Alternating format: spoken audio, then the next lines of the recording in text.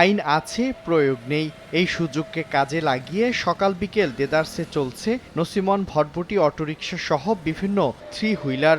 দাপিয়ে বেড়ায় সড়ক মহাসড়ক। দিনাজপুর রংপুর পঞ্চগড় দিনাজপুর ঢাকা মহাসড়ক যেন তাদেরই দখলে। আর অনিয়ন্ত্রিত চলাচলে প্রায় ঘটে ছোট বড় দুর্ঘটনা। প্রাণহানির সংখ্যা বাড়ছে দিন দিন।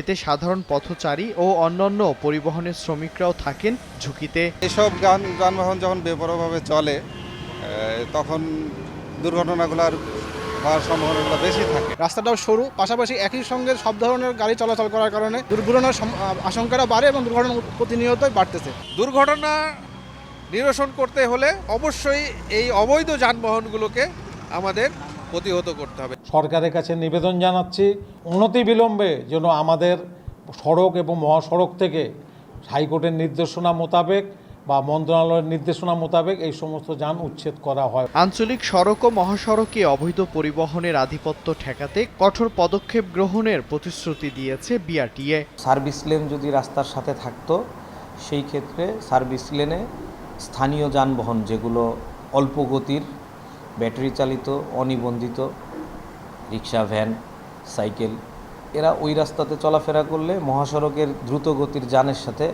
দুর্ঘটনা ঘটার সংখ্যা কমে যেত। পুলিশ বিভাগ ও নিরাপদ সড়ক চাই সংগঠনের তথ্য অনুযায়ী দিনাজপুরে গত এক বছরে সড়ক দুর্ঘটনায় ১১৫ জনের মৃত্যু হয়েছে। পঙ্গুত্ব বরণ করেছেন ২ শতাধিক মানুষ। সময় সংবাদ, দিনাজপুর।